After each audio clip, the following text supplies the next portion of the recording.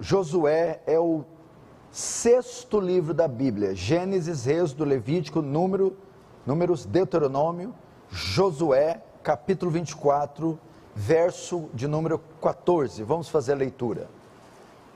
Josué, quem está falando aqui agora?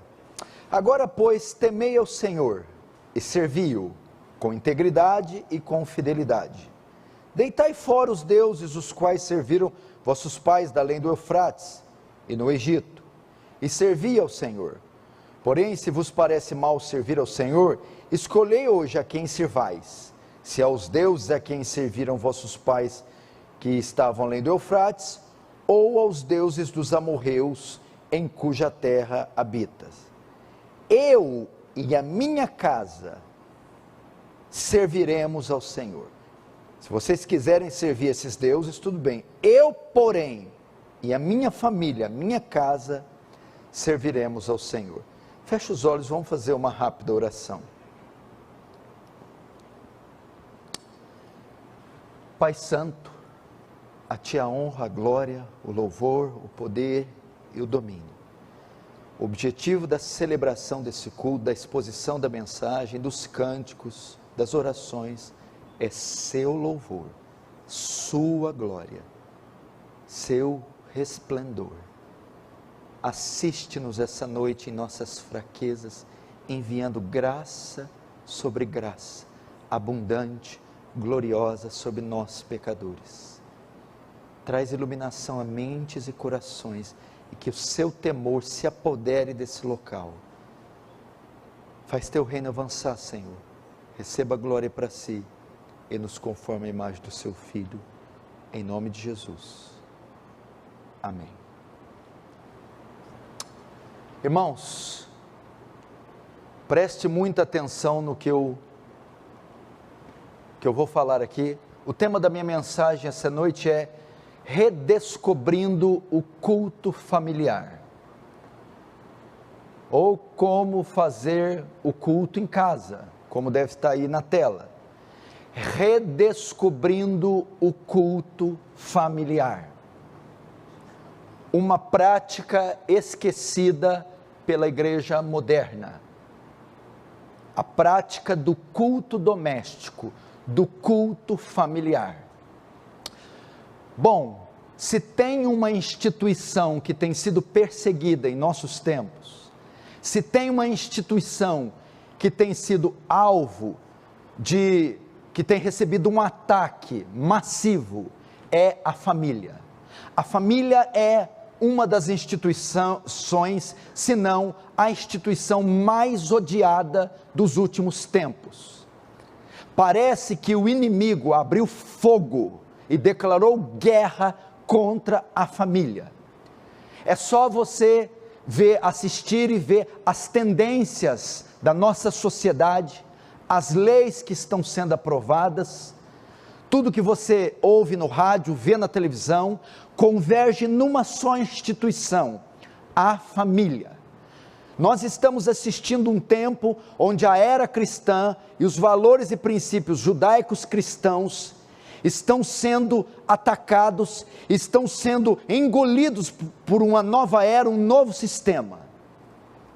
E quando quer se implantar algo novo, quando quer se tomar o poder e implantar as ideologias, e atingir todas as camadas da sociedade, para esse plano de poder ser executado, o último reduto de poder a ser conquistado, a ser dominado, é a família. E nós sabemos que há um plano, nós sabemos que há um espírito, há uma força maligna regendo instituições para implantar suas ideologias, suas posições, para impor seus regimes. E ele está conseguindo penetrar em todas as camadas da sociedade. Parece que falta só uma instituição para cair, para que então eles implantem esse sistema, e essa instituição é a família. Nesse sentido, o bombardeio que ela está recebendo, o ataque que ela vem sofrendo, é extraordinário. Eles estão decididos a acabar com a família tradicional, composta por macho, fêmea e a sua descendência, seus filhos, sua prole. E me parece que esse ataque está sendo muito bem sucedido.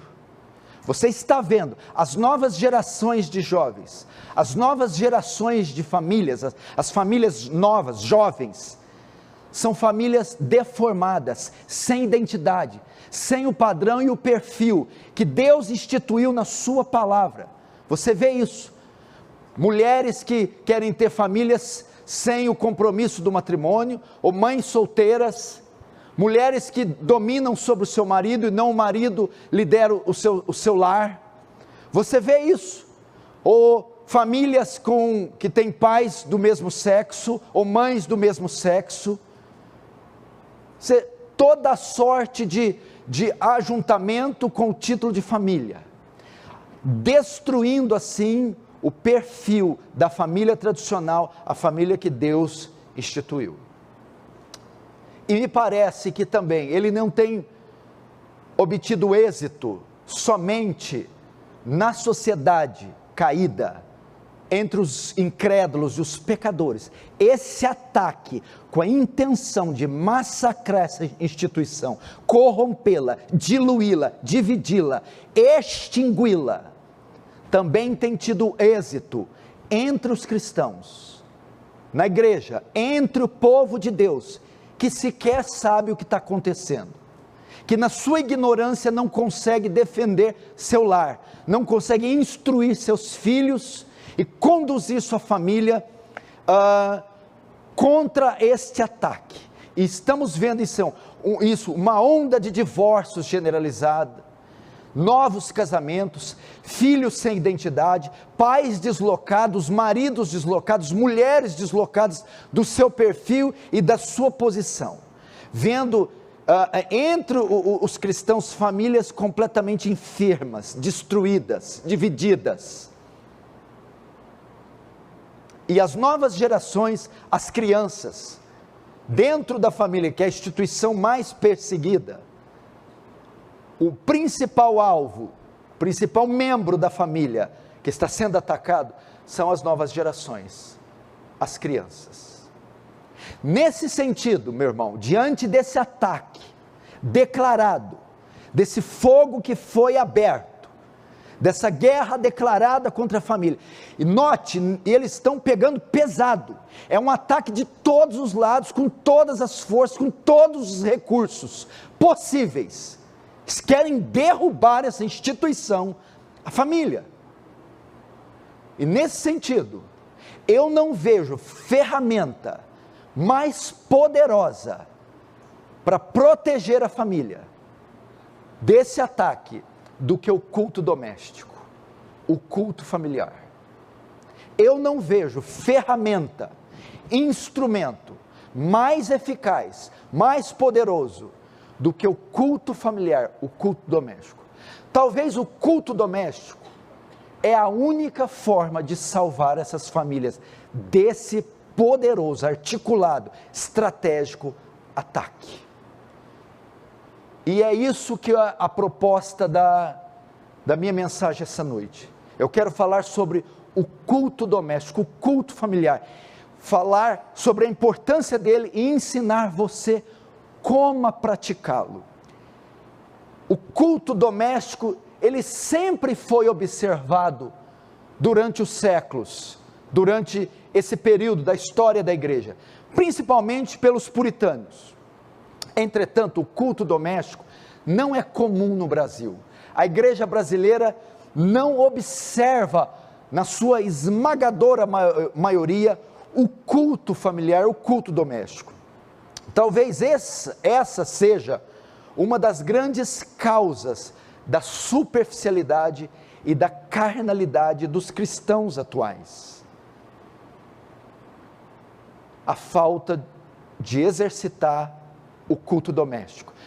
Por isso que dão um trabalho danado para os pastores. Os pastores têm que resolver situações, têm que, o trabalho deles triplica com a sua membresia, quando esta não é domesticada, ensinada, instruída em seus próprios lares. A.W. Pink, acerca do culto doméstico, disse: visto que o crente não pertence a si mesmo, mas foi comprado por preço, seu alvo é glorificar a Deus em todos os relacionamentos da vida, não importa a posição social que ele ocupa, ou mesmo o que ele é. O crente tem de servir como uma testemunha de Cristo, juntamente com a igreja de Deus. O lar do crente deve ser a esfera de sua mais evidente dedicação a Deus. Ouviu? Juntamente com a igreja de Deus, o lar do crente deve ser a esfera de sua mais evidente dedicação a Deus. Todas as realizações no lar têm de estampar o selo da divina chamada do crente. E todos os seus afazeres devem ser dispostos de tal modo que todas as pessoas vindas ao seu lar percebam: Deus está ali. Veja a importância do culto no lar. Por que fazemos o culto no lar? Por que devemos fazer? Através do culto do lar, através do culto doméstico, nós evangelizamos nossos filhos. O culto doméstico é uma maneira de evangelizarmos os nossos filhos, que, caso você não saiba, não nascem convertidos. Então o culto doméstico é um poderoso instrumento de evangelização da família. Através do culto no lar, nós guardamos a pureza. Através do culto doméstico, guardamos a pureza do nosso lar. O nosso lar que é cercado de impurezas que tentam penetrar. O culto doméstico é uma maneira de preservarmos, guardarmos a pureza, a santidade das nossas esposas, maridos, dos nossos filhos, do nosso lar. O culto doméstico não só ajuda a guardar a pureza, a santidade, mas ele ajuda a crescer em santidade. Uma maneira da família ser santificada, filhos, marido, esposa, é através do culto doméstico. Através do culto doméstico, nós ensinamos a família a razão da nossa fé. Você pergunta para os jovens no que eles creem, por que eles creem, eles não sabem responder. Eles não sabem responder a razão da fé, as doutrinas fundamentais, eles não sabem. E o culto doméstico é uma ferramenta tremenda para ensinar a razão da nossa fé. O culto doméstico também serve de termômetro espiritual da família.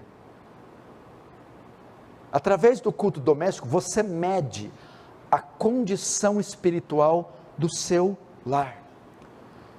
O culto doméstico era tão importante na época dos puritanos, para você ter uma ideia, que o pai que se negasse a fazer o culto doméstico, ou deixasse fazer, ele era disciplinado pelo pastor da igreja local. O pastor que soubesse que algum pai estava negligenciando o culto doméstico, era chamado e era disciplinado em razão disso. O culto doméstico também é o principal método para crescer em piedade. Se tem algo que nós precisamos, é de famílias piedosas, pais piedosos, mães piedosas, filhos piedosos, uma igreja piedosa. E o culto doméstico é o principal método para crescer em piedade. Jonathan Edwards acerca disso também diz, em um sermão dele, ele disse: antes de concluir minha pregação a esta igreja, peço-lhes que me permitam novamente repetir e incutir-lhes, com sinceridade, o conselho que, com frequência, tenho dado a líderes de famílias como pastor deles. Afadiguem-se em ensinar, aconselhar e orientar seus filhos. Veja, não é só orientar, não é só ensinar, mas é afadigar exaustivamente, aconselhar e orientar seus filhos. Criem-nos na disciplina e na admoestação do Senhor. Comecem cedo, quando ainda há oportunidade, e mantenha uma constante diligência em atividades desse tipo. Está falando do culto doméstico. A esse respeito, pastor presbiteriano James Alexander, em 1847, comentou a respeito do declínio óbvio desse dever, o declínio do culto doméstico, e disse assim: nesse aspecto, nossa igreja não se pode comparar com a igreja do século XVII. Juntamente com a observação do domingo e da catequização das crianças, o culto familiar perdeu seu lugar. Há muitos chefes de família, membros de nossas igrejas, há alguns pastores e diáconos que não mantêm nenhum culto de adoração a Deus em suas casas. Que tristeza, que lástima. É uma prática esquecida, não observada. Infelizmente. E essa noite nós vamos ver 4 razões para realizarmos o culto familiar. Por que devemos realizar o culto doméstico? Por que devemos observar essa prática e voltar? Eu vou apresentar pelo menos 4 motivos, 4 razões. Primeiro, porque somos mordomos de Deus. Segundo, porque seu filho nasceu em um lar cristão. Terceiro, porque o culto doméstico nos prepara para o culto público. Quarta razão, por causa do declínio espiritual dos cristãos. Vamos então para a primeira razão para realizarmos o culto doméstico. Por quê? Porque somos mordomos de Deus. Somos mordomos de Deus. Nossos filhos, os filhos, eles não são nossos. Eles são de Deus. E Deus confiou eles a nós como mordomos dele, para que cuidássemos dos filhos que ele confiou a nós, mas que são deles.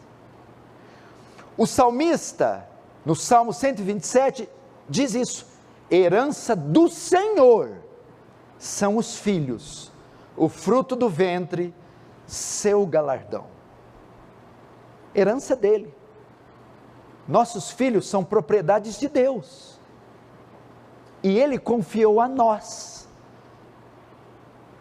Eles não nos pertencem, são de Deus e não nossos. E para que ele nos deu? Ele nos entregou esses filhos para cuidarmos, com o fim de que sejam salvos.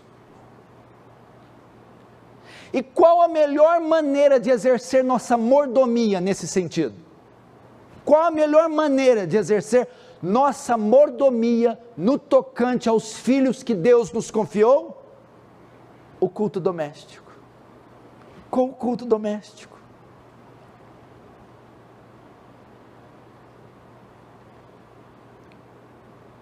Cada pai, cada mãe vai dar conta dos filhos que Deus entregou, para que como mordomos, cuidássemos deles. Deus condenou, para você ter uma ideia, Deus condenou o povo de Jerusalém na época de Ezequiel. Por quê? Porque na época de Ezequiel, os pais estavam sacrificando seus filhos. E por que Deus os condenou? Porque estavam destruindo a preciosa semente do Senhor, a possessão do Senhor. Veja só, Ezequiel 16, 20 e 21, Deus diz: demais, tomaste a teus filhos e tuas filhas, que me geraste, os sacrificaste a elas, para serem consumidos. Acaso é pequena a tua prostituição? Mataste a meus filhos, olha Deus falando, como seus filhos sendo dele. Mataste a meus filhos e os entregastes a elas como oferta pelo fogo. Deus puniu Jerusalém por não cuidar bem da semente santa, dos filhos de Deus que Deus entregou. Irmãos, Deus tensiona que propaguemos o Evangelho através de famílias piedosas. Cada família é uma célula, é uma célula propagadora do Evangelho. E o desejo do nosso coração para com nossos filhos deve ser o mesmo desejo de Paulo para com os Gálatas. Gálatas 4,19 diz: meus filhinhos, por quem de novo sofro dores de parto, até Cristo ser gerado em vós. Então Deus tensiona que propaguemos o Evangelho através de famílias piedosas, que venhamos transferir esse Evangelho para os nossos filhos. Então a ideia aqui é o quê? Paulo como um pai, os Gálatas como seus filhos. E Paulo sentia dores de parto para Cristo ser gerado, incutido, insuflado nos filhos. Deus quer que a semelhança de Paulo, nós façamos o mesmo com os nossos filhos. Deus os entregou a nós, para que nós sofrêssemos dores de parto, e os conduzíssemos a Cristo, ao Evangelho. Nesse sentido, não existe melhor opção de fazer isso, do que através do culto doméstico. Meu irmão, nós estamos terceirizando algo que não pode ser terceirizado. Nós estamos transferindo responsabilidades intransferíveis. Meu irmão, veja só, a responsabilidade da evangelização do seu filho não é da igreja, não é dos pastores, não é dos grupos de jovens, é sua. No julgamento, Deus não vai pedir conta a mim do seu filho, vai pedir conta a você do seu filho. No meu julgamento, Deus vai pedir conta dos meus filhos a mim, e vai pedir conta dos seus filhos a você. O primeiro agente evangelizador dos filhos, não é a igreja, são os pais. As primeiras noções que eles recebem da Escritura, do Evangelho, não vêm da igreja, vêm dos pais. Então é dever do pai, e não do grupo de jovens, e não do líder de jovens, não do presbítero, não do pastor, ensinar a Bíblia aos filhos, evangelizar os filhos, levar os filhos à conversão. Não, é dever dos pais, principalmente do pai, não é papel da igreja. Deus não pedirá conta dos seus filhos a mim no dia do julgamento, pedirá conta dos meus. O primeiro agente evangelizador dos filhos não é a igreja. Se estes são filhos de pais cristãos, são os pais cristãos. Essa é a primeira razão. Então, nesse sentido, a melhor ferramenta para tal coisa é o culto familiar. Devemos fazê-lo primeiro, porque somos mordomos de Deus. Segunda razão para realizarmos e observarmos o culto doméstico: seu filho nasceu em um lar cristão. Veja só, a providência fez com que seu filho nascesse em um lar cristão. Não é providência, não é bênção o seu filho ter nascido de um pai crente, de uma mãe crente. Ele nasceu em um lugar onde Deus é adorado, servido e honrado. E quem fez com que ele nascesse? A providência de Deus, a soberania de Deus, fez com que seus filhos nascessem em um lar onde Deus é adorado, honrado, servido. Portanto, Deus quer que isso seja transferido a eles. Isso não é bênção de Deus? Deus tenciona salvar seus filhos. Se Deus fez, se a providência fez que eles nascessem em lares cristãos, é porque Deus tenciona salvá-los. De outra sorte, eles teriam nascido em lares pagãos, em lares ímpios. em lares ateus, onde Deus não é servido nem adorado. Qual a chance desse menino chegar à fé? Não é muito maior nascendo em um lar onde Deus é servido? Por essa razão, Deus quer que você transfira isso a eles. Salmo 78, 3 e 4. O que ouvimos e aprendemos, os pais. O que nos contaram nossos pais, não encobriremos aos nossos filhos. Contaremos à vindoura geração. Quem é a vindoura geração? Nossos filhos, os louvores do Senhor, e o seu poder, e as maravilhas que fez. Irmãos, imagina que castigo terrível, o seu filho tendo doença, e você tendo a vacina, e negando a ele a vacina, furtando ele da vacina, tendo em suas mãos. Não é a mesma coisa, um pai e mãe cristãos, tendo filhos ímpios, e furtando eles do evangelho, omitindo a eles do evangelho? Não seria um crime grotesco, um pai ver um filho doente, tendo a vacina em mãos, e negar a vacina a esse filho? Que espécie de pai você acharia que espécie de homem seria tal, que fizesse tal coisa? Agora, não é o mesmo filhos nascerem em lares de pais crentes e os pais se negarem a transmitir o evangelho a eles? Se a providência de Deus colocou filhos onde o evangelho é vivido, onde há pais cristãos, você deve entender que Deus tenciona salvá-los. 2 Crônicas 20, 32, e Josafá andou no caminho de Asa, seu pai.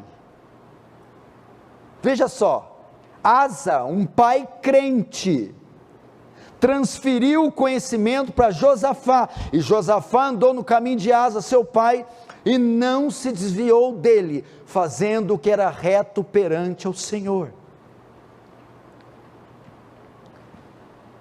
Essa é a segunda razão. A providência fez com que seu filho nascesse em um lar cristão. Pastor, mas e se for julgo desigual? Eu sou crente, mulher, mas o meu marido é ímpio. Como que eu faço com os meus filhos? Não, eu sou crente, o marido, mas a minha mulher é ímpia. Como que eu faço? Não tem problema.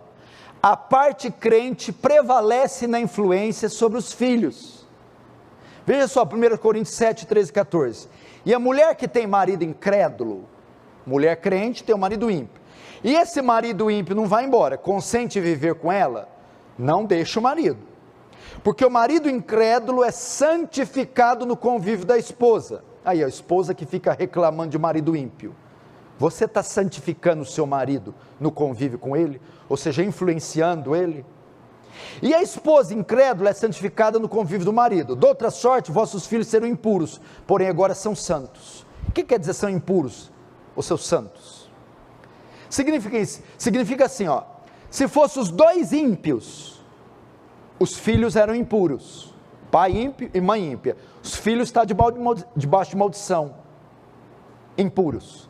Agora uma das partes converte, a parte convertida prevalece sobre a não convertida, então os filhos são santos, ou seja, um é trevas, outro é luz. A luz da mulher convertida, ou do marido convertido, prevalece sobre os filhos, na influência dos filhos, da parte em trevas. Então você deve fazer. Se você diz, lá em casa é julgo desigual, não tem problema, a graça que está em você, a luz que está em você, prevalecerá na formação dos seus filhos, em detrimento à condição do seu marido ou da sua esposa. Quer ver um bom exemplo disso? Timóteo, era filho de um pai grego, ímpio, e de uma mãe judia, cristã. Quem prevaleceu? Paulo vai dizer, tu que sabe as sagradas letras desde a sua meninice, que aprendesse da tua mãe Eunice e da tua avó Lloyd. Ou seja, na formação de Timóteo, prevaleceu a parte cristã. Irmãos, não deixe de realizar o culto doméstico, porque Deus fez com que o seu filho nascesse em um local onde ele é adorado. Terceira razão para realizarmos o culto doméstico. O culto doméstico nos prepara para o culto público. Agora você vai saber por que as pessoas não sabem se portar no culto público. Não sabem se vestir para vir num culto público, não são pontuais, não cantam na hora do louvor, não prestam atenção na mensagem, levanta para ir ao banheiro e beber água toda hora, não tem reverência, não tem temor, não sabem se portar no culto público. Por quê? Não foram treinados antes no culto doméstico. O culto doméstico, ele nos prepara para o culto público. Na nossa adoração familiar, veja só, o culto familiar sendo regular, santo, gracioso, levará nossa família à igreja. O que acontece? Você não tem o culto doméstico na sua casa. Primeiro você estabelece ele. Você estabelece, a partir de hoje, eu começo o culto doméstico em casa. Então o culto doméstico se inicia. Depois ele passa a ser frequente e regular. Agora tem uma rotina. E dentro do culto doméstico, ele contém os elementos fundamentais do culto público. O culto público é esse aqui que nós estamos. Quais são esses elementos? Orações, cânticos, leituras e meditação.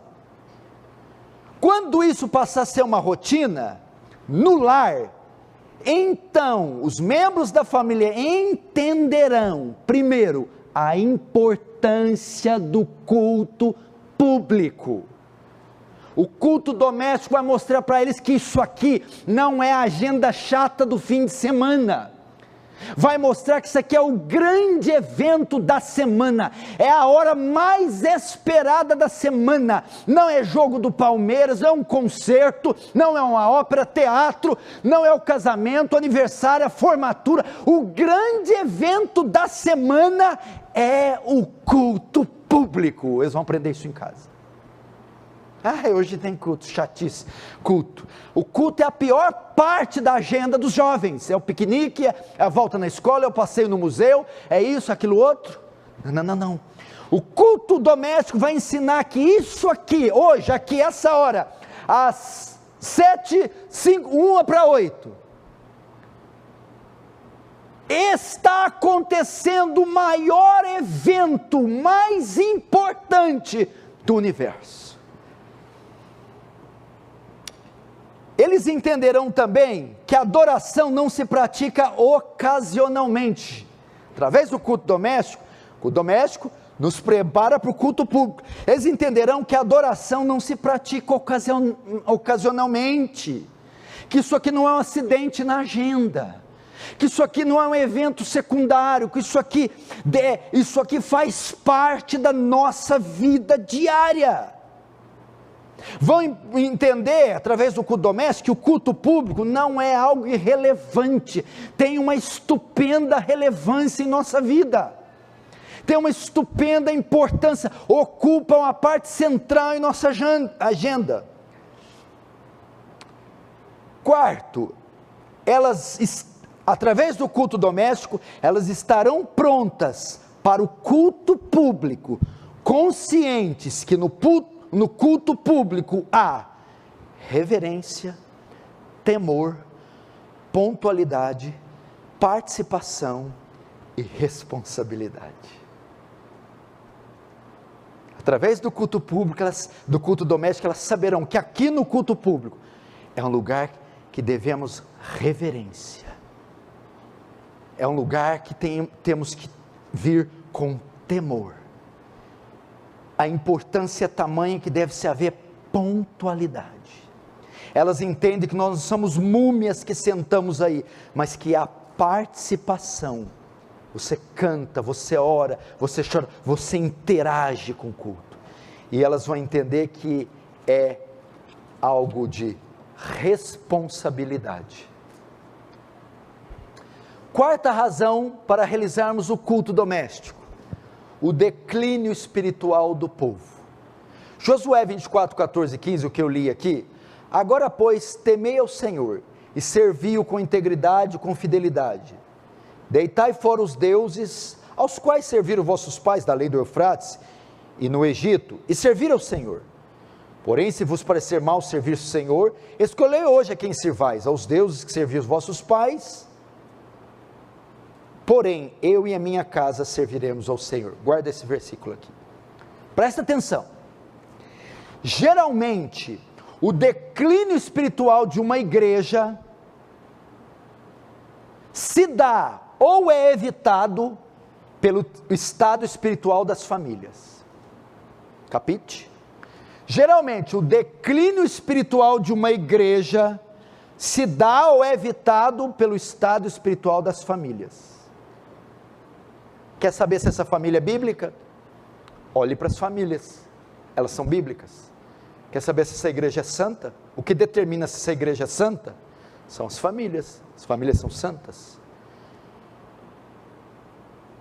E como uma igreja começa a cair, despencar, esfriar, o declínio espiritual de uma igreja se dá, ou é evitado, pela condição das famílias. Agora, por que as famílias estão tão frias hoje? Melhor, por que as igrejas estão tão frias hoje? Por que as igrejas estão tão cheias de carnalidade? E porque mesmo em lares cristãos se vê tanta desunião, maus testemunhos e pouca espiritualidade? Qual a razão dessa condição da igreja e das famílias? A ausência do culto familiar. Veja só, porque se a condição espiritual de uma igreja é medida pelas suas famílias, a condição espiritual da família é medida pelo culto doméstico. Se a condição espiritual de uma igreja é medida pela condição espiritual das famílias, a condição espiritual da família é medida pelo culto doméstico. Essa é a razão. Se a igreja está caindo, está esfriando, é porque as famílias estão caindo, estão se esfriando. Se as famílias estão caindo e se esfriando, uma das causas é a ausência do culto doméstico. Veja só um sínodo que ocorreu na Nova Inglaterra em 1679. O sínodo na Nova Inglaterra se reuniu em Boston para responder a seguinte pergunta da Corte Suprema da colônia de Massachusetts: quais são os males que têm provocado o Senhor a trazer juízo sobre a Nova Inglaterra? Essa foi a pergunta. A Nova Inglaterra estava sob a ira de Deus, e eles estavam se questionando qual é a causa.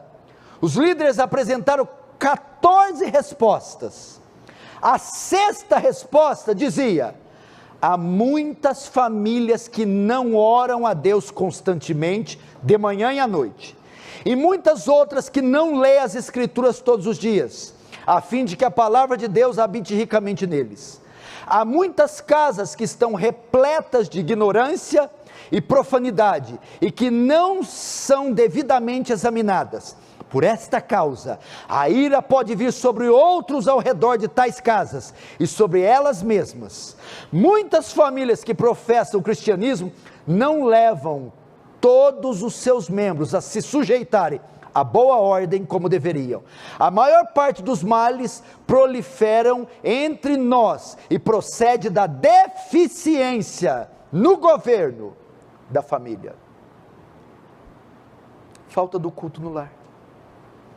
Agora, essa é a causa do declínio da igreja, a falta do culto no lar, a ausência. Agora devemos perguntar: por que existe ausência no culto doméstico? Por quê? Agora voltaremos para o versículo de Josué. É porque não encontramos homens como Josué, capazes de liderar suas famílias. A geração de Josué foi santa, obediente e cultica, cultuava regularmente a Deus. Por quê? Por causa do culto doméstico que Josué observava. Eu e a minha casa, o meu lar e a minha família serviremos ao Senhor. A Bíblia ensina que o verdadeiro cabeça do lar é como alguém que lidera a sua família na adoração diária ao Deus vivo. Efésios 5 mostra isso. Maridos, com relação à esposa. Depois o 6, pais. Maridos, vocês devem santificar a esposa pela lavagem da palavra. Discipulado. Pais, não provoqueis a ira os filhos, mas criai-vos na disciplina do Senhor. Olha só, o verdadeiro cabeça, ele ensina a sua família, ele lidera a família na adoração diária ao Deus vivo. Essa é a razão, gente, porque temos que praticar o culto doméstico, por causa do esfriamento espiritual da igreja, do povo de Deus, e ele se dá pela ausência do culto doméstico, e a ausência se dá por falta de líderes, homens que liderem suas famílias no culto doméstico. Escute isso aqui e se arrepie. James Alexander, mais uma vez diz, escuta muita atenção, essa é a frase mais forte do meu esboço: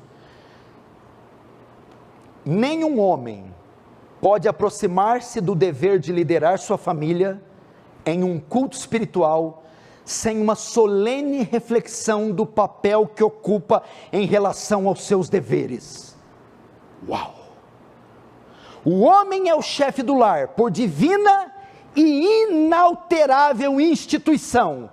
Estes são deveres e prerrogativas que ele jamais pode transferir. Uau! Quando eu li isso aqui hoje de manhã, eu me senti como um avestruz. Eu queria procurar um buraco para enfiar a cabeça. Quer que eu leia de novo? Nenhum homem pode aproximar-se do dever de liderar sua família em um culto espiritual sem uma solene reflexão do papel que ocupa em relação aos seus deveres. O homem é o chefe do lar por divina e inalterável instituição. Estes são deveres e prerrogativas que ele jamais pode transferir.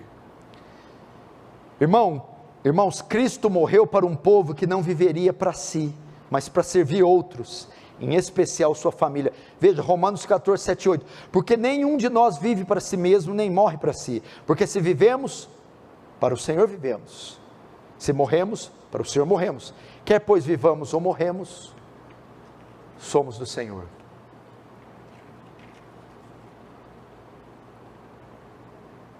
Essas foram as 4 razões para fazermos o culto doméstico. E mesmo se são casais sem filhos, devem também fazer, obviamente, um edificando o outro. Agora vamos iniciar o culto. Tá bom, o senhor disse da importância, do dever, da obrigação de fazer o culto doméstico. Agora eu quero implantar na minha casa, eu quero começar o culto doméstico. Como eu faço? Vamos ver então, iniciando o culto familiar. Como nós começamos? Primeiro, com o local. Tenha um ou mais locais específicos, onde o culto familiar deve ser realizado. Deuteronômio 6, versos 6 e 7, nos dá algumas opções. Tu as inculcarás teus filhos as palavras, e delas falarás assentado em tua casa e andando pelo caminho, e ao deitar-se e ao levantar-se.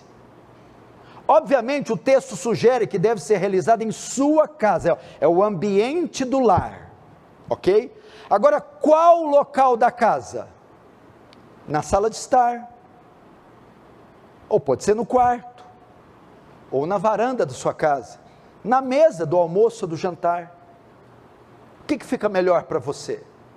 Às vezes, não, eu gosto de fazer na sala, todo mundo sentado no chão, no tapete. Tudo bem? Faz lá. Não, o lugar melhor para a gente é no quarto, no cafofinho ali, fechadinho, a gente senta, faz lá. Não, eu gosto na mesa, tem um mesão lá em casa de madeira, a gente senta. Não, eu gosto do ar livre, escritório. Qual local deve ser? Escolha um local onde possibilite maiores condições de realizá-lo. Um local onde haja concentração, silêncio, temor. É na sala? Faz na sala. É no quarto? No quarto. É na mesa? Faz na mesa. Segundo, qual o horário de realizá-lo? Quando realizá-lo? Novamente, Deuteronômio nos ensina quando? Deuteronômio 6 a 9. Essas palavras que hoje te ordeno estarão no teu coração. Tu as inculcarás a teus filhos e delas falarás, sentado na tua casa, andando pelo caminho, ao deitar-se e ao levantar. O que essas palavras revelam? Quando é que eu tenho que ensinar a Bíblia para o meu filho? Constantemente. É isso que o termo fala, que o texto se refere. Sempre, todo o tempo. Agora, para nós, é claro, estamos numa sociedade organizada, cheia de agenda, significa o quê? Regularmente. Que hora você deve fazer? Tenha um lugar específico e estabeleça também um horário específico. Mas que horário, pastor? 7 da manhã? 10? Meio-dia? 3 da tarde? 6:30? Meia-noite? Que horário deve ser? Veja só, o horário deve ser de acordo com a rotina da família. Deve ser uma hora do dia onde todos os membros da casa estão presentes. Vamos fazer à noite. À noite tem 2 meninos na faculdade, então não serve à noite. Vamos fazer na hora do almoço. Não, no almoço não dá, porque um almoça às 11 e o outro às 2. Então não dá. De manhã está todo mundo junto, sai todo mundo na mesma hora, então faz de manhã. Não, de manhã sai a hora, outro depois, outra coisa meio-dia, então não dá para fazer. Outro chega no almoço vem todo mundo rangar na mesma hora, faz no almoço. Então deve ser um horário onde todos os membros da família estão presentes, que não haja barulho, que possa haver reflexão, silêncio e quietude. Agora, o que deve conter no culto familiar? Qual o conteúdo do culto? Agora nós estamos entrando no culto. O culto doméstico deve conter 3 elementos. Devemos cultuar a Deus, adorá-lo, com 3 elementos. Primeiro, os cânticos, as escrituras e as orações. Os cânticos, as escrituras e as orações. Vamos começar. Primeiro, cultuando a Deus com os cânticos. O Senhor deve ser adorado com os louvores. Deus é glorificado de várias maneiras, mas a principal maneira que Ele escolheu para receber glória é através do louvor. Veja o Salmo 118:15. Nas tendas do justo, na casa, ouve-se voz de júbilo, louvores. Nosso lar deve ser um local onde Deus é adorado pelo canto. Salmo 69:30, louvarei com cânticos o nome de Deus, exaltá-lo-ei com ações de graça. Então, para o culto doméstico, tem em mãos um inário, cantor cristão, harpa cristã, ou imprima hinos, para que todos possam cantar, faz xerox, não, nem inário nem xerox, cante hinos decorados, que todos saibam. Tem um instrumento em mãos, caso tenha um instrumentista na família, e é um dirigente, alguém mais afinado para dirigir, ok? Assim você faz o inário, ou a letra, ou cante o hino decorado, de cor, instrumento, não tem instrumento, canta a capela, e alguém para dirigir. Nós agradamos o Senhor quando o louvamos. Martinho Lutero disse, juntamente com a palavra, o louvor merece a mais elevada apreciação. Então, adore a Deus no culto doméstico com o canto, com louvores. Segundo elemento que deve conter o culto doméstico, adore a Deus com as escrituras. Veja só, a leitura e o ensino das escrituras deve ter um lugar central na nossa casa. Você tem que, você tem que deixar claro para os seus filhos que este livro ocupa um lugar central em suas vidas, que isso aqui é de máxima importância. Essa palavra não vos é vã, antes é a vossa vida. E não tem melhor maneira de mostrar a importância da Bíblia para os seus filhos do que com o culto doméstico e lendo ela no culto doméstico. Uma das razões do culto familiar é desenvolver amor pelas escrituras nos membros da família, é compreender a importância e a relevância das escrituras, é ver a centralidade da Bíblia em nossas vidas. Elas ocupam um lugar central e não periférico. Como você utiliza a Bíblia no culto no lar? Vamos lá. Primeiro você canta, louvores. Agora é a hora da palavra. Primeiro, a leitura da Bíblia, a explicação da leitura, a aplicação da leitura. Ok? No momento que o culto doméstico está sendo realizado, primeiro, escolha um texto que você vai ler. Josué entrando nas muralhas, entrando em Jericó. Então você lê a passagem de Josué e Jericó. Leu? Ok? Agora só ler não basta, você tem que explicar o que é que está acontecendo. Olha, Josué vai tomar posse da terra prometida, e a primeira cidade que ele encontra é Jericó, e ali ele tem que enfrentar os moradores, derrubar as muralhas. Leu, explicou. Só ler e explicar é suficiente? Não, agora você vai aplicar. Tá bom, papai, o que isso serve na minha vida? Olha, filho, isso aqui é um exemplo de que há muitos desafios em nossas vidas que só com a força do braço é impossível vencer. Precisamos de intervenção divina. Aplicou. Ler, explicar e aplicar. Quarto, você deve seguir um plano de leitura, não lê aleatório, um dia Apocalipse, um dia Gênesis, outro dia Salmos. Não, deixa as crianças entender o enredo, a trama, a história do livro todo. Então começa Gênesis, vai Gênesis inteiro, ou pega Mateus, vai Mateus inteiro, vai o Novo Testamento inteiro, ou pega Salmos, vai inteiro, para eles entenderem o escopo, o enredo, a narrativa inteira, vai ser muito mais profundo. Você não precisa ler só a Bíblia, dependendo da idade, você pode ler um livro de histórias bíblicas, por exemplo, O Peregrino, ou você pode ler biografias, você pode ler a biografia de Martim Lutero, de Hudson Taylor, e até usar os catecismos, menor e maior de Westminster, são ferramentas boas para você utilizar no culto. Terceiro, cultuando com oração, 3 elementos tem que ter, louvor, canto, as escrituras, agora oração. Como que você começa o culto no lar? Primeiro ato do culto no lar, eu por exemplo faço em minha casa, o local que eu gosto é na cozinha, na mesa, depois do almoço, mesinha redonda, senta eu, os membros da minha família, e a gente vai fazer o primeiro ato do culto, a oração.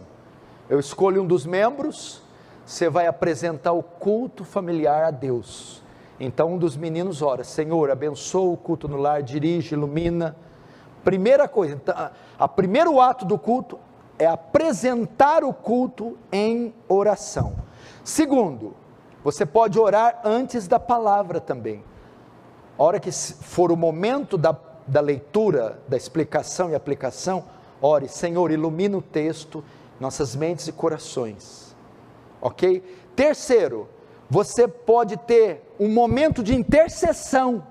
Está ali cantando, lendo a palavra, agora vamos orar para a vovó que está doente? Então você pega 3, 4 alvinhos, vamos orar para a vovó que está doente, pela igreja que precisa de recursos, e pelo seu amiguinho que machucou, momento de intercessão. Então ore para apresentar o culto, ore antes da mensagem, para Deus iluminar a mensagem, tenha um momento de intercessão, vamos orar pela vovó, vamos orar pela igreja, vamos orar, alguns alvos que as crianças entendam. E por fim, ore encerrando o culto doméstico, agradecendo pelo culto, pelas bênçãos derramadas. Devemos oferecer orações diárias ao nosso Deus. Devemos mostrar aos nossos filhos a importância da palavra e a importância da oração, primeiro, com o nosso ensino, segundo, com o nosso exemplo. Quarto, a duração do culto. Quanto tempo deve fazer o culto doméstico? 1 hora? 40 minutos? Meia? Quanto tempo? Bom, isso depende de vários fatores, o tempo, a extensão do culto.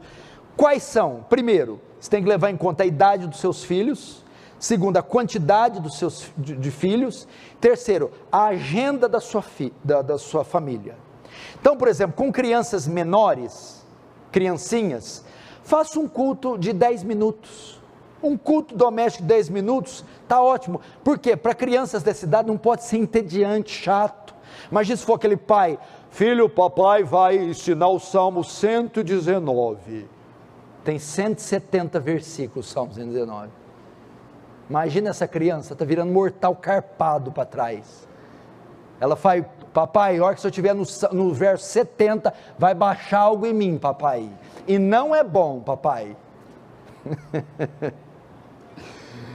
10 minutos está ótimo.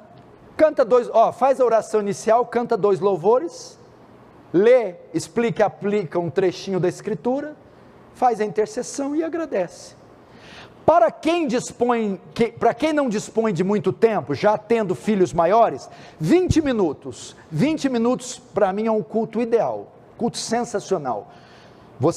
20 minutos celebrados é um excelente culto. Você consegue cantar 2, 3 louvores, consegue ter um tempo razoável de oração e ensinar um texto com profundidade. Agora, 30 minutos em diante é se você dispõe de tempo e se todos os membros estão bem maduros na fé. O importante, independentemente do tempo, é que o culto seja gracioso, feito com ternura e seja eficaz. Isso é o que é importante, ok?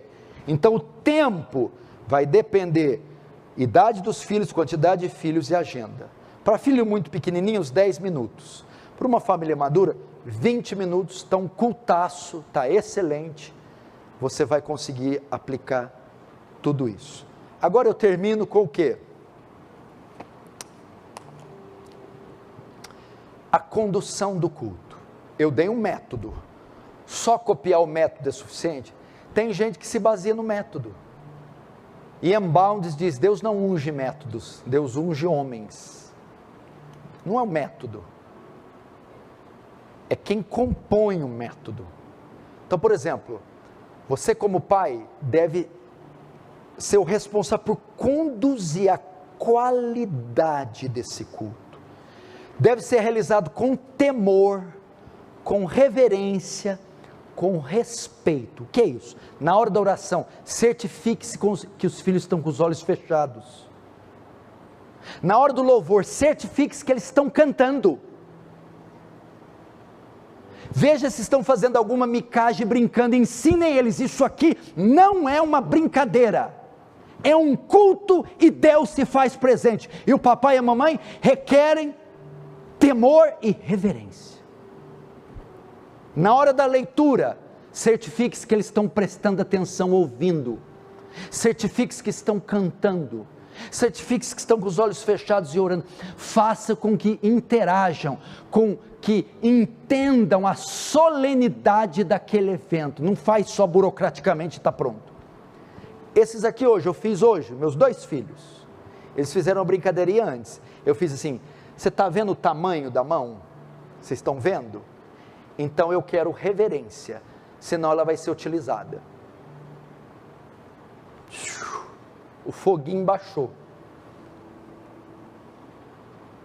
Os pais devem ser os responsáveis por conduzir o culto de forma solene. É a palavra que eles mais ouvem. Filhos, eu quero agora. Aí o Felipe, reverência. Reverência. Irmãos, a guerra está declarada contra nossas famílias. Eles abriram fogo contra as nossas famílias.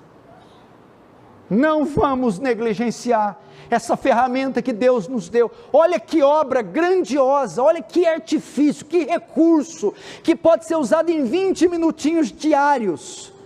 E venha o que vier contra a nossa família, ideologias, setas malignas, amizades ímpias, ensino secular, ideológico nas universidades, no fundamental, no médio, nossa família estará blindada, guardada, protegida, através dessa prática do culto doméstico.